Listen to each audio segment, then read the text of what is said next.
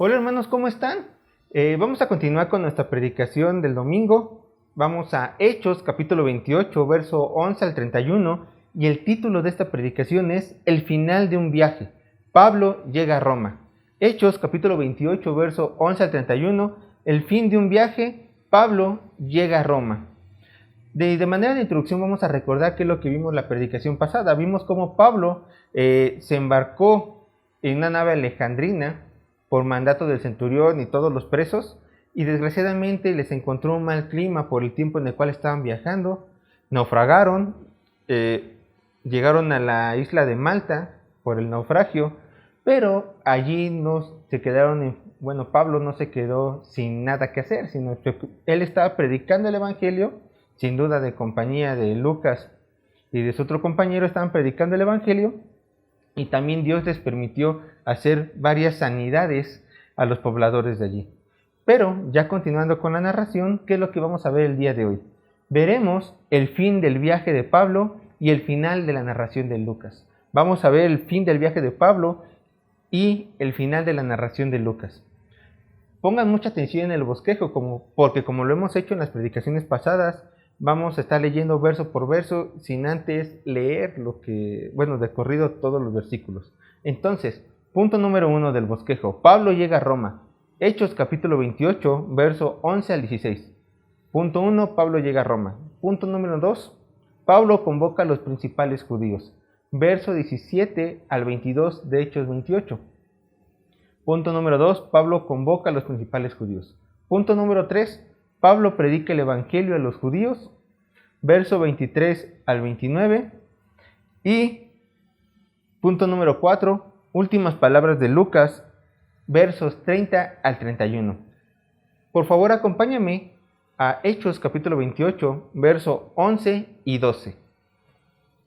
Hechos capítulo 28, verso 11 y 12. Pongan mucha atención a los versículos. Dice así la palabra de Dios, síganme. Pasado 3 meses, nos hicimos a la vela en una nave alejandrina que había invernado en la isla, la cual tenía por enseña Castor y Pólux, y llegados a Siracusa, estuvimos allí 3 días. El texto nos deja ver claramente que el apóstol y compañía tuvieron que pasar por el mal tiempo 3 meses en la isla de Malta, siendo la fecha más probable de su partida entre finales de febrero e inicios de marzo del año 60 después de Cristo.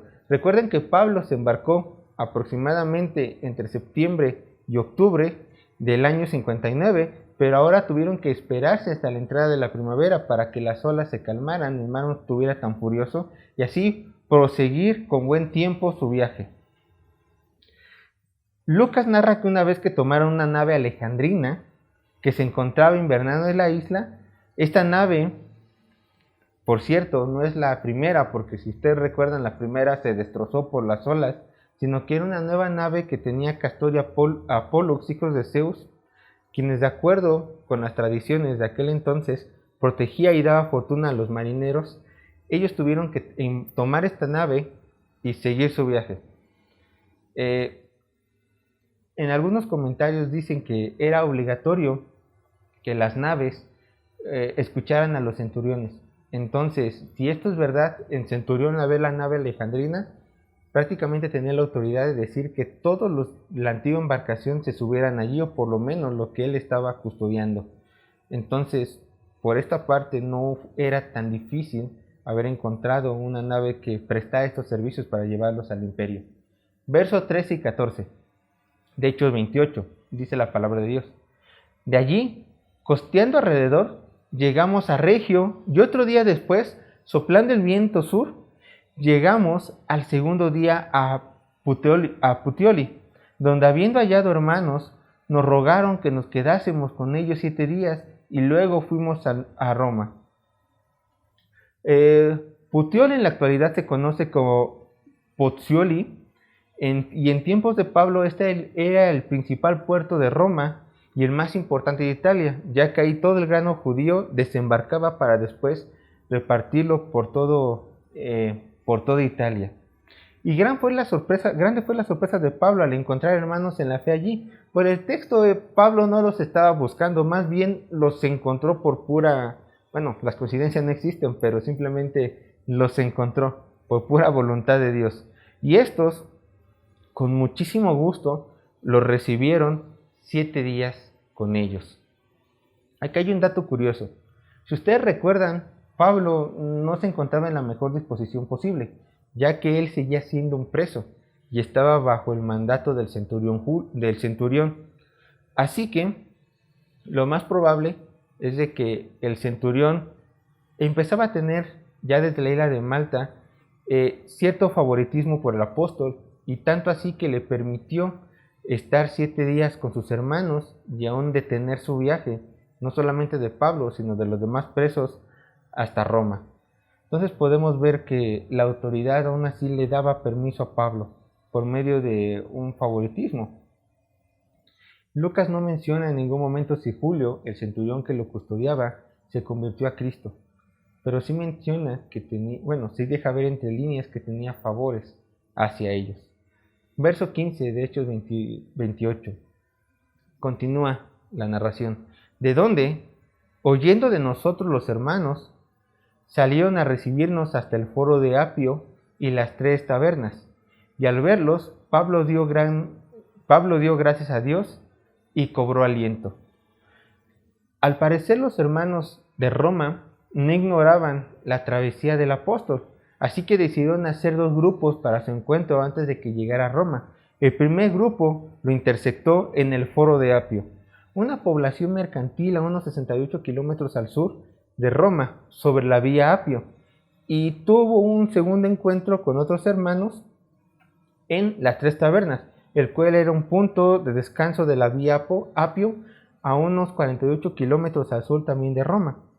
Por cierto, la vía Apio es considerada como la primera autopista de la historia y conectaba a Roma con la ciudad de Brindisi, que también era un puerto muy importante. Lo que quiero que ustedes noten aquí es ese gran amor que los hermanos demuestran por Pablo. Hasta este punto no conocían en persona al apóstol. Por supuesto, ya habían recibido la carta a los romanos, pero en persona estos cristianos no conocían al apóstol. Pero aún así Lucas deja ver que la iglesia los recibió con los brazos abiertos, como si se tratara también otro miembro más de esa iglesia local. En la actualidad, en medio de tanta protestas por la igualdad y en contra del racismo, la gente se ha llegado a preguntar, ¿qué va a venir a unir a este mundo? ¿Qué es lo que nos va a unir a todos? ¿En dónde podemos encontrar esa unidad por la cual estamos peleando? Algunos levantarán la mano y digan, yo sé que esa unión va a venir por medio de una buena educación. Otros, por la igualdad hay que luchar. Quizás algunos más digan, si tenemos un gobierno que no es corrupto, tendremos unión en la nación, en esta nación y en el resto de naciones. Pero, por desgracia, la respuesta no se encuentra en ninguno de estos lugares. Te voy a dar la respuesta. Solo por el poder de Dios es que realmente puede haber una verdadera unión entre las personas. Solo por el poder de Dios. Por medio del poder del Espíritu Santo, en sus hijos se van a derrumbar cada barrera cultural, ideológica y económica que los divide, solamente por medio del poder del Espíritu Santo. Dice Efesios, acompáñame por favor, Efesios capítulo 4, verso 4 y 6. Efesios capítulo 4, verso 4 al 6. Un cuerpo y un espíritu, como fuisteis también llamados a una misma esperanza en vuestra vocación, un Señor, una fe, un bautismo, un Dios y Padre en todos, el cual es sobre todos y por todos y en todos. Aquí tiene la verdadera unidad. La verdadera unidad es estar en Dios, en Cristo, en nuestro Señor, porque solamente así nos podemos hacer unos. Por supuesto, una vez estando en el Señor, la cultura, nuestras opiniones, nuestra economía no se borran de la nada, pero eso ya no va a ser ningún impedimento para que podamos decir, tú y yo somos uno, tú y yo tenemos la perfecta unidad. En Cristo, ninguno de nosotros ahora ya somos extraños, sino somos una nueva y gran familia que nos recibimos a todos con los brazos abiertos. nos alegramos juntos, nos entristecemos juntos, así como los romanos le dieron amor al apóstol Pablo, sin ni siquiera pertenecer a esa nación. Solo hay un sentimiento, hermanos, un sentimiento que debe ser constante en el cristiano hacia sus hermanos. Y ese sentimiento es el amor. Vean lo que dice Juan, palabras de nuestro Maestro Jesús, pero en el Evangelio de Juan, capítulo 13, versos 34 y 35. Vean lo que dice Juan, capítulo 13, versos 34 y 35. Un mandamiento nuevo os doy, dice nuestro Señor, que os améis unos a otros como yo os he amado, que también os améis unos a otros. 35. En esto conocerán todos que sois mis discípulos, si tuvieses amor los unos por los otros. Ahí está el mandamiento. Ámense. Demuestren también este amor, que no solamente sea de palabra. Ámense los unos a los otros. Y qué buen ejemplo nos dan los romanos, los cristianos romanos en este texto. Continúa diciendo el verso 15 de Hechos 28. Y al verlos, Pablo dio gracias a Dios y cobró aliento. Pablo, después de haber pasado 2 años encarcelado y sobrevivir a un naufragio, quizás su fe no se encontraba en el mejor momento posible. Quizá, humanamente hablando, había un poco de desánimo en él. Pero, al ver a los hermanos, y más importante, a ver la obra de Dios en los hermanos y ver cómo desbordaban amor por la iglesia, Pablo simplemente cobró aliento. Y ahora estaba más que animado para seguir su viaje, y quizás sí, siguiera encadenado en cuerpo, pero sin duda libre en espíritu, decidido a testificar al emperador como Dios ya le había dicho antes, como ya nuestro Señor le había dicho antes. Verso 16 de Hechos 28, dice así la palabra de Dios. Cuando llegamos a Roma, el centurión entregó los presos al prefecto militar, pero a Pablo se le permitió vivir aparte, con un soldado que le custodiase. En los textos masoréticos no se nos cuenta, no está escrito que el centurión entregó a Pablo, pero lo que sí podemos ver es que se le concedió tener una vivienda aparte de la prisión a la cual él tenía que llegar por mero oficio, y además se le dio un soldado. Y a pesar de todas las libertades, hermanos, Pablo seguía siendo un preso. Pablo tenía que seguir encadenado por el nombre de Cristo. Dice el verso 17 de Hechos 28. Hechos capítulo 28, verso 17. Dice la palabra de Dios. Aconteció que 3 días después, Pablo convocó a los principales de los judíos, a los cuales, luego que estuvieron reunidos, les dijo: Yo, varones hermanos, no habiendo hecho nada contra el pueblo ni contra las costumbres de nuestros padres, he sido entregado preso desde Jerusalén en manos de los romanos. Como era de costumbre de cada ciudad, como era costumbre de Pablo al llegar a cada ciudad, mandó a reunir a los judíos para hablar con ellos. Sin duda a Pablo le hubiera gustado ir a la sinagoga personalmente, pero ya vimos que su situación no se le iba a permitir. Así que él quería hablar con los judíos de 2 temas muy importantes. Primero, sin duda el más importante, presentarles el Evangelio, ver la oportunidad para presentarles el Evangelio. Y 2, darles a conocer que su encarcelamiento era injusto. Continúa en el verso 18 de Hechos 28. Hechos 28, verso 18. Los cuales, habiéndome examinado, me querían soltar, pero por no haber en mí ninguna causa de muerte. Recordemos que el caso de Pablo fue examinado por diversas personas. Primero por un tribuno en Jerusalén, después por 2 gobernadores, Félix y Festo, y aún también fue examinado su caso por el rey Agripa. Y no solo habían hallado a Pablo sin causa digna de muerte, sino que todos lo habían considerado como inocente. Solo que por lo menos en el caso de los gobernadores, no tuvieron el valor de soltarlo por el temor a las represalias que los judíos iban a tener en su contra, y el rey Agripa simplemente no lo soltó porque ya había apelado al César antes de haberlo encontrado.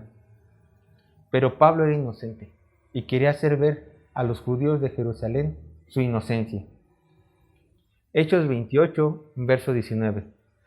Pero poniéndose los judíos, me vio obligado a apelar a César, no porque tenga de qué acusar a mi nación. Detengámonos. Pablo menciona que no tuvo otra opción más que apelar a César, ya que si lo recordamos, su vida estaba en riesgo. Si ustedes recuerdan cuando Festo tomó la gobernatura, Festo quería quedar en buenos términos con los judíos de Jerusalén.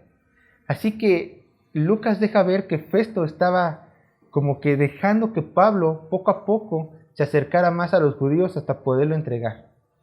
Pero Pablo, viendo todas estas artimañas, no tuvo otra opción más que apelar al César.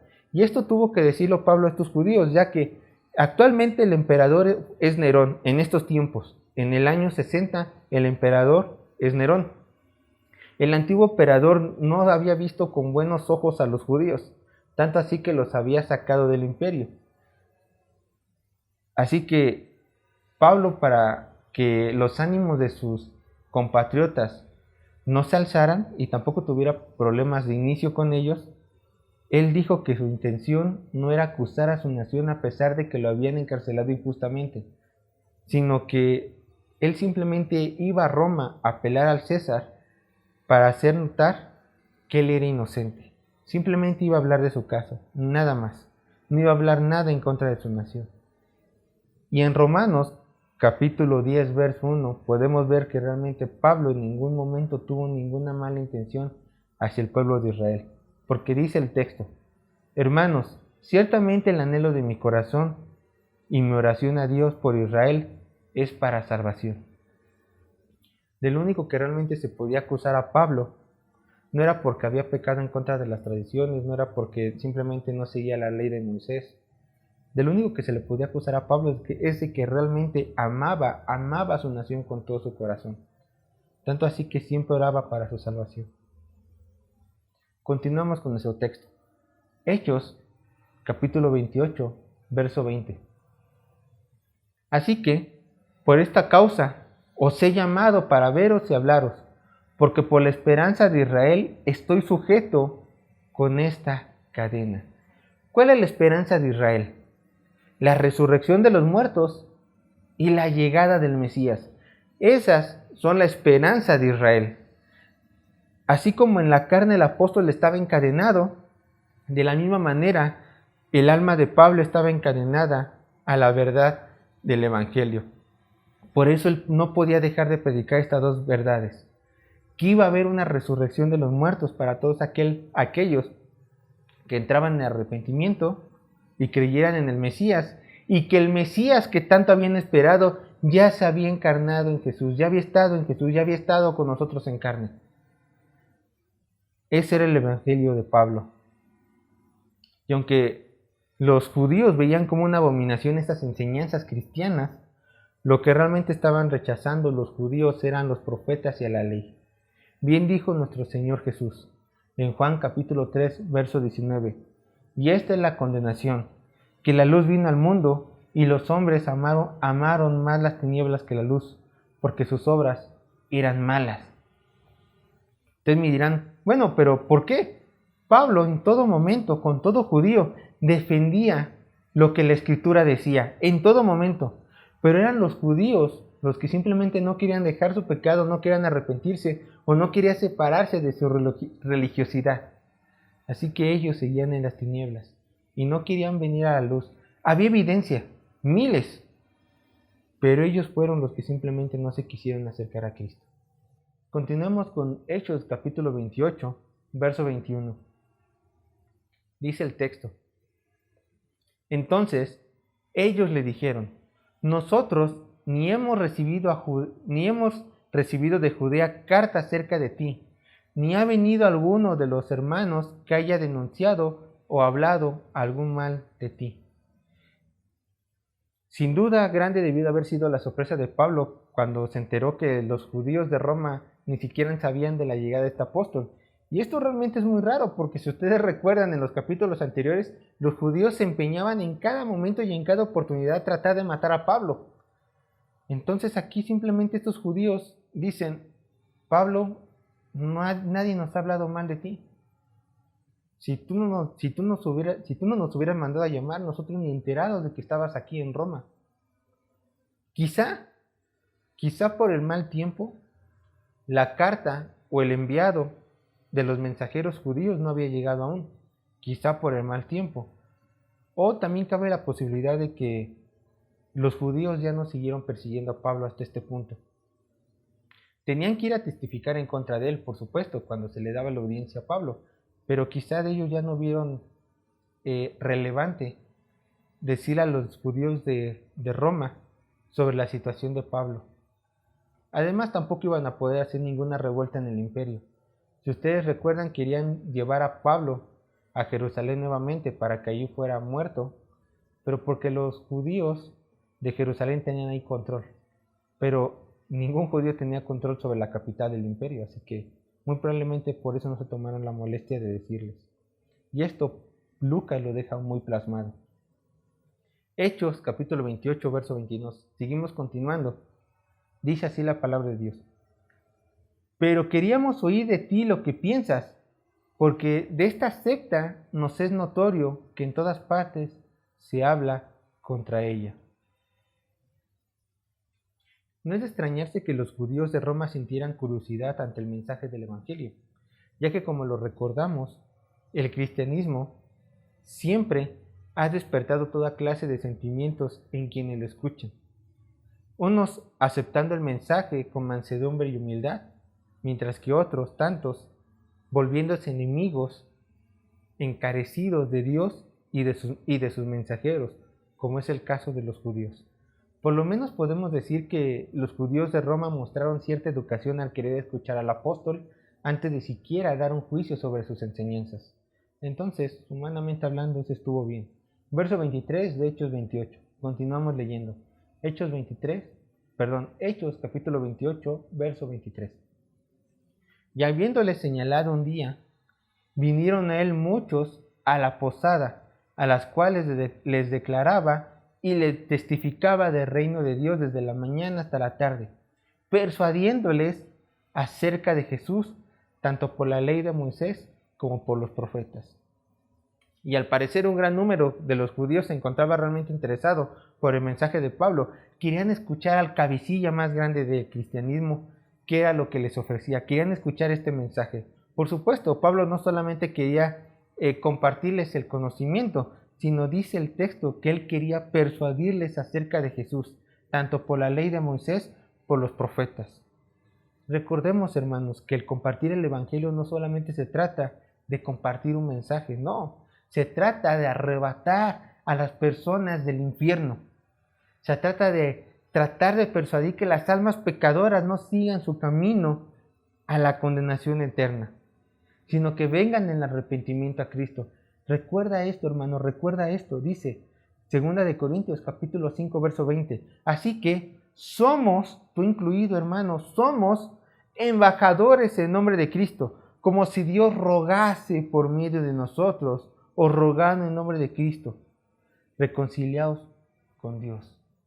Tú, cuando compartes el evangelio, no solamente puedes decir: ¿ya escuchaste el evangelio? Sí, me voy. No, ruega como el embajador que eres. Trata de persuadir hasta donde la persona te lo permita. Decía Spurgeon: si tan solo nosotros pudiéramos salvar las almas, supiéramos quiénes eran los realmente salvos, nos agarraríamos a sus piernas y nunca los soltaríamos hasta que aceptaran a Cristo. Una actitud similar tenemos que tomar: rogar, persuadir. ¿Entendiste el mensaje? Sí, pero por favor, acéptalo. Por favor, acepta el mensaje de Cristo para que te reconcilies con Dios. Pablo sin duda se esforzó en que los judíos entendieran cómo el mensaje del Evangelio se encontraba respaldado por todo el Antiguo Testamento. El propósito era que no quedase ninguna duda de que todo este mensaje que Pablo traía se encontraba 100% avalado por Dios. El verso 24 nos dice, del capítulo 28, y algunos asentían a lo que decía, pero otros no creían. Y esto no es de extrañarse, hermanos. Unos dicen, sí, es verdad lo que dices, Cristo es el Señor. Otros simplemente moviendo la cabeza dicen, no lo creo, no quiero dejar mis creencias, no quiero dejar mis preceptos. Pero esto no es de extrañarse, hermanos. Dice Mateo capítulo 22, 14, muchos son llamados y pocos escogidos. Y en tiempos de Pablo y hoy en día esta es una realidad. No todos van a aceptar el mensaje del Evangelio. Tampoco depende de ti. Esa es obra de Dios. El verso 25 dice del capítulo 28. Y como no estuviesen de acuerdo entre sí, a retirarse les dijo Pablo esta palabra. Bien habló el Espíritu Santo por medio del profeta Isaías a nuestros padres diciendo, detenámonos tantito. Al parecer, por la manera como está escrito el texto, los judíos empezaban a levantarse ya para irse, pero antes de que cruzaran la puerta para irse, viendo Pablo de que ya estaban perdiendo su atención de ciertos judíos, Pablo dice, ¿saben qué? Les voy a decir algo. Isaías habla de todos ustedes que no quieren escuchar el mensaje del Evangelio. Ahora sí, Pablo cita Isaías capítulo 6, verso 9 al 10. Y él dice, vamos a leer lo que Pablo les dijo, versos 26 y 27 de Hechos capítulo 28. Ve a este pueblo y diles, de oído iréis y no entenderéis, y viendo veréis y no percibiréis, porque el corazón de este pueblo se ha engrosado, y con los oídos oyeron pesadamente, y sus ojos han cerrado, para que no vean con los ojos y oigan con los oídos, y entiendan de corazón y se conviertan, y yo los sane. La palabra de Pablo en este momento fue contundente. El pueblo de Israel no aceptaría el Evangelio porque estaban imposibilitados para entender y por lo tanto no pueden llegar a un arrepentimiento. Esto es terrible. Ellos simplemente no podían entender. Ellos simplemente no podían llegar a Él porque si no Dios los iba a sanar. Y yo les pregunto a ustedes, hermanos, ¿qué ser humano realmente puede aceptar voluntariamente el mensaje de Dios? ¿Qué ser humano puede aceptar voluntariamente el mensaje de Dios? Tal vez tú dirás, yo lo acepté. Yo te tengo que decir algo. Ningún ser humano ha aceptado voluntariamente el mensaje de Dios. Ninguno. Y esto se debe a nuestro pecado. Si tú piensas que tuviste algo que ver en tu salvación, déjame decirte que estás equivocado. Ve lo que dice estos textos sobre el ser humano. Salmo 51, verso 5. He aquí en maldad he sido formado, y en pecado me concibió mi madre. Y Romanos capítulo 3, versos 9 al 12. ¿Qué pues? ¿Somos nosotros mejores que ellos? En ninguna manera. Pues ya hemos acusado a judíos y a gentiles, que todos están bajo pecado. Como está escrito, no hay justo ni aun uno, no hay quien entienda, no hay quien busque a Dios. Todos se desviaron, aún se hicieron inútiles. No hay quien haga lo bueno, no hay ni siquiera uno. La Biblia nos describe también como muertos espirituales. Y la única manera de traer un muerto a la vida es de que la vida venga al muerto. Así que Dios tuvo que traer vida a cada cristiano del mundo para que éste pudiera aceptar a su Hijo Jesucristo. Así como con Lidia. Lidia escuchó el mensaje de Pablo, pero ¿quién es el que mandó a Lidia a escuchar? El Espíritu Santo la movió. Así también, el Espíritu Santo fue el que te movió a ti y el que nos movió a todos a aceptar ese mensaje, el mensaje de salvación. Sigamos con el siguiente versículo, verso 28 de Hechos 28. Sabed pues que a los gentiles es enviada esa salvación de Dios y ellos oirán. Mientras que los judíos, siendo el pueblo escogido de Dios, rechazaban el mensaje de salvación, por otro lado las puertas del reino de los cielos se le estaba abriendo a todos los gentiles de todas las naciones.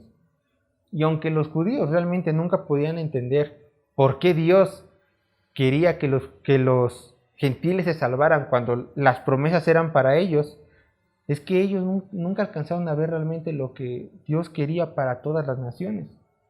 Tanto en el Antiguo Testamento como en el Nuevo Testamento vemos que era voluntad de Dios que todos los gentiles, que los gentiles entráramos al reino de los cielos. Vean lo que dice Isaías capítulo 2, verso 6. Isaías capítulo 2, verso 6. Y vendrán muchos pueblos y dirán, venid y subamos al monte de Jehová, a la casa del Dios de Jacob, y nos enseñará sus caminos, y caminaremos por sus sendas, porque de Sión saldrá la ley, y de Jerusalén la palabra de Jehová. Salmo 86, Salmo 86, verso 9. Salmo 86, verso 9. Todas las naciones que hiciste vendrán y adorarán delante de ti, Señor, y glorificarán tu nombre. Y Apocalipsis 7:9. Apocalipsis 7:9.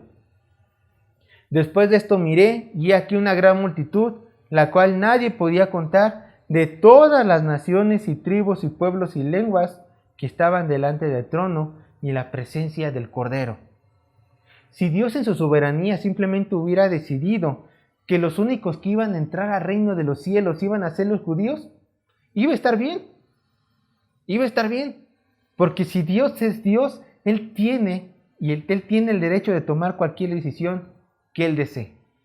Y si Él hubiera decidido que solamente los judíos entraran al reino de los cielos, ¿quién se iba a poner a la voluntad de Dios? Nadie.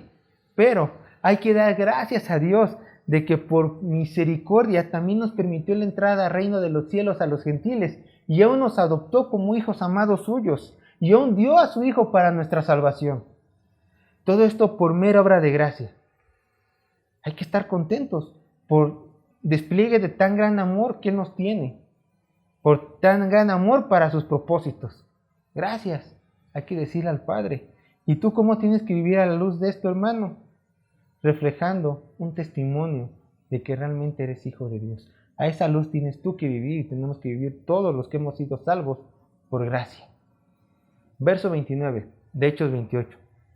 Ya vamos a estar a punto de terminar. Y cuando hubo dicho esto, los judíos se fueron, teniendo gran discusión entre sí. Unos judíos sin duda creyeron, como ya lo hemos visto, mientras que otros dudaban de la evidencia puesta ante sus ojos y oídos. Y esto es lo que busca el Evangelio, hermanos. Una división. Unos creyendo, unos rechazando. Una división entre las personas que creen y los que no creen, entre las ovejas y las cabras. Ten presente las palabras de Jesús cada vez que seas testigo de que el Evangelio divide a dos personas. Escucha esas palabras del Señor. Cada vez que veas que el Evangelio divide, recuerda esto. Jesús dijo en Mateo 10, verso 34 al 39. Mateo 10, verso 34 al 39. Escucha. No penséis que he venido para traer paz a la tierra. No he venido para traer paz, sino espada. Porque he venido para poner en disensión al hombre contra su padre, a la hija contra su madre, y a la nuera contra su suegra, y los enemigos del hombre serán los de su propia casa. El que ama a padre o madre más que a mí, no es digno de mí. El que ama a hijo o hija más que a mí, no es digno de mí. Y el que no toma su cruz y sigue en pos de mí, no es digno de mí. El que haya su vida la perderá, y el que pierda su vida por causa de mí, la hallará. Cristo vino a traer división, hermanos. Vino a decir, ¿me amas? Deja todo. Aborrece aún a tus propios padres, aborrece aún a tu propia familia, porque me tienes que amar más a mí. Si tienes que cumplir, hermano, si tienes que cumplir la voluntad de las personas que amas y desechar la voluntad de Dios, tú primeramente tienes que escoger primero hacer la voluntad de Dios antes de hacer la voluntad de los que amas. Tienes que amar más a Dios que a tus parientes. que a tu ser más querido. Y eso te va a traer divisiones, por supuesto. Con esto estamos diciendo, o la Biblia dice que tienes que dejar de amar a tus seres queridos. No, ámalos con todo tu corazón. Ama a tu padre, a tu madre, a tus hijos, a tu cónyuge, a tus amigos con todo tu corazón. Pero tienes que amar más a Dios.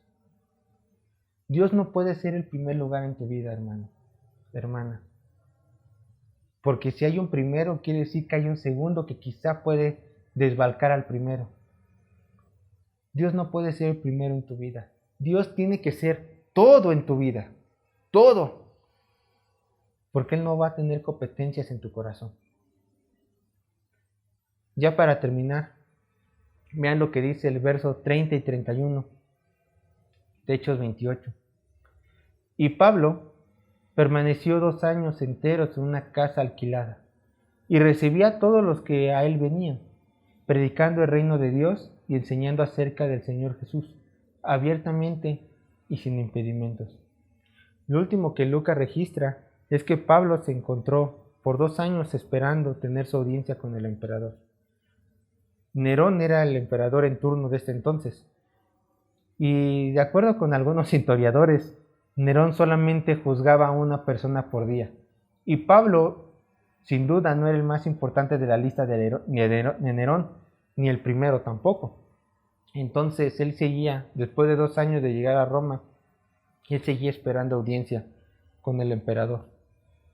Pero a pesar de que Pablo se encontraba preso, Dios en su misericordia le permitió seguir con su obra de enseñanza del Evangelio. Dice Lucas, abiertamente y sin impedimentos. Nadie en el imperio le impedía predicar el Evangelio, contraste con los judíos de Jerusalén, que ellos siempre, y los judíos esparcidos en todo el mundo, ellos siempre trataban de impedir este mensaje. Y así termina el libro de Hechos de los Apóstoles. Pero aún puede quedar una pregunta. ¿Qué podemos aprender del libro de Hechos? Viendo toda la narración de Hechos, los 28 capítulos, ¿qué es lo que podemos aprender de él? Quiero que te quedes con esto. Podemos aprender que el crecimiento de la iglesia y la expansión del Evangelio a todas las naciones están siendo orquestadas por Dios en persona. Es verdad que a lo largo de la historia, como la historia de Hechos, vemos a grandes hombres como Pedro, Pablo y Bernabé esforzándose por llevar el mensaje de Dios a cada rincón del mundo. Pero no olvidemos, hermanos, que es Dios quien sostiene a estos grandes hombres, y es Dios quien aún hoy en día sigue esta obra. Quizás el libro Hechos de los Apóstoles, escrito por Lucas, terminó en Hechos capítulo 28, verso 31, pero los hechos del Espíritu Santo siguen hasta el día de hoy. Y tiene que quedarnos claro que Dios es el que sigue obrando en la historia de la iglesia a la cual tú perteneces. Dios te bendiga.